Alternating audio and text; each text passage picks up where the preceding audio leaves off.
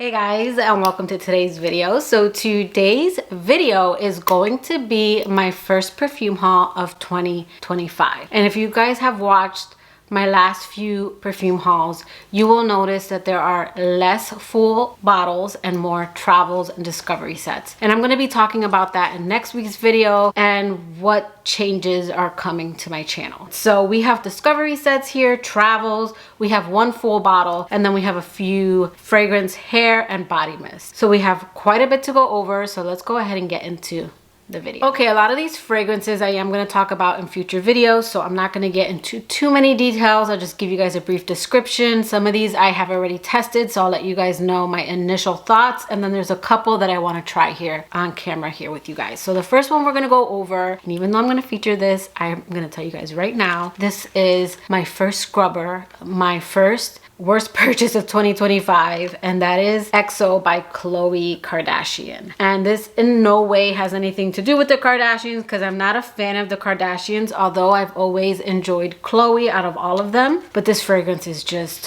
so bad to me. I don't even want to get it on me. Oh, yes. The first time I tried this, I sprayed it, and after 30 minutes, I just could not stand it, so I ended up spraying something fruity, but it didn't matter. I don't know if it's the sage with the lavender, but this scent almost has a freesia-ness to it. Like, I really don't like the note of freesia unless it's blended very well, but when I can pick it out, it has a certain scent to me, and I get that in here even though they don't list it.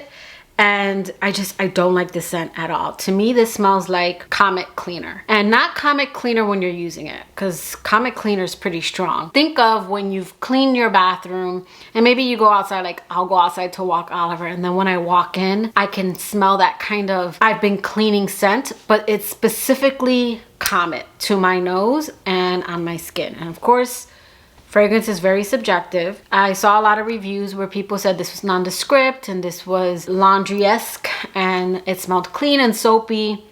For me, it smells like straight up Comet. So this is considered sweet, musky, rose, woody, powdery, aromatic, vanilla, amber, and fruity. So then recently, I didn't want to spray this one again, so I just sprayed it on the top of my hand and a little bit on my wrist. And I did that because I saw a few comparisons to Angel Share, and I'm like, what? And I lasted about 2 hours before I had to scrub this off, because I really can't stand the scent, and I never got a gourmand sweetness from this. It always stayed soapy and powdery, and again, just cleaner to me. And it never got, I don't know where people are getting Angel Share, but that doesn't mean they're wrong, because perfume is subjective, and that might be how it plays on their skin. Like maybe they pull more of the praline and the tonka bean and more of those notes, where I feel like I am pulling lavender, I'm pulling sage, I'm pulling musk, I'm pulling the woody notes and the moss, and those notes combine. There's no sweetness to me. This is soapy, powdery Comet. That's what I get. As you guys can tell, this is not full bottle in my opinion. So this is XO by Khloe Kardashian. All right, next we have Clean Reserve's Whipped Cherry. And this is sweet vanilla, cherry, floral, lactonic, and fruity. I think if I would have saw reviews of this before it came out, I would have skipped on it, just because the second I sprayed this, yeah, this has the same DNA, same scent profile as Cloud by Ariana Grande. This could be a flanker. This could be a cherry flanker. The cherry in here is very soft and off in the background. It's whipped cream, it's fruity. I would say if you're someone who enjoys clean fragrances and maybe you enjoy Ariana Grande but won't pick it up for that reason, this is a nice alternative. I do talk about clean fragrances in that aspect, where even though it might be redundant, if maybe you're someone who prefers clean fragrances, then this is a nice option. It's not going to be, again, a dupe, but it is going to be a kind of fluffy cherry version. Also, REM Cherry Jubilee is almost what I thought this should have smelled like. If you saw my review, my quick first impressions of that one, and I'll talk about it more in my full bottle worthy, that one to me was a little bit more youthful, a little bit more like her original Ariana Grande fragrances. And this to me is a nice kind of, again, Ariana Grande Cloud DNA, but with a kind of sweet, fruity, slightly cherry twist. It's a nice fragrance. It is well done in my opinion, but I'm over this scent profile. I'm over fragrances like this. But again, if you're someone who likes clean fragrances and want to add that DNA, that scent profile to your collection, this is a nice option. And that's just what my nose picks up. You might not get Cloud, but once I smelled that, I went straight to Fragrantica, and sure enough, that is the main comparison. So my nose does detect that same scent profile. All right, another clean fragrance, but again, redundant. But if you guys want a clean version of this fragrance, we have Fleur's Golden Rule. And this is vanilla, sweet, citrus, coconut, white floral, fruity, powdery, amber, and soft spicy. And as soon as I sprayed this, I'm like, oh my God, this is Prada Paradox, but a summery Prada Paradox. I actually really like this scent. This might make it into my collection. I'll go through the travel first.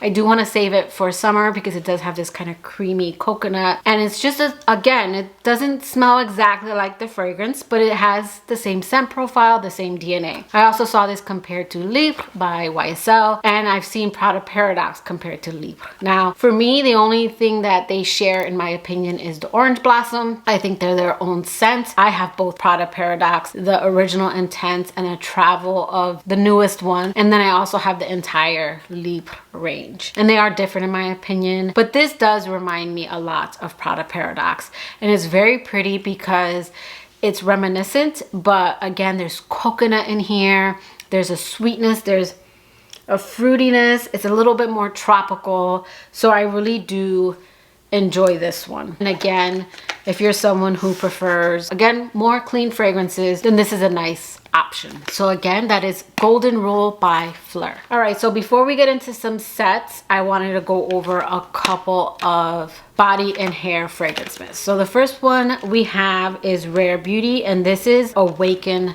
Confidence. And this one is gorgeous. Now, I will say that this is an after the shower kind of mist because there is like oil in here and this could stain your clothes.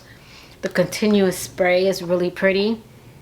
Oh my God, guys, this is the most realistic, juicy, and when I say juicy, juicy peach. I'm really happy with this one. I prefer this one over the original. I like the original, but this one's gorgeous. This has notes of juicy peach and a fresh flower blossom. And then the ingredients in this are niacinamide. This supports the skin's moisture barrier and helps repair hair. There's ashwagandha extract. This moisturizes and protects and soothes skin. And then there's biotin, which strengthens skin and hair. The price point on this is also really nice. So the mist is $28. I really do hope they come out with the travel. They had came out with a limited travel of the original Find Comfort, and I hope they come out with a travel perfume of this one because this smells, again, very realistic, very juicy. So I do enjoy this one a lot. All right, next, another fragrance hair mist. We have Kayali's Rose Oud from the Oudgasm collection, and I did pick up these next three items myself. I really enjoy Rose Oud, and I wanted a hair mist so that I could layer with my other rosy fragrances. This one has lemon, geranium, Bulgarian rose, vanilla Madagascar, cashmere wood, and oud. And this one's $40, so it is a little bit more on the pricier side, but this also has a continuous spray.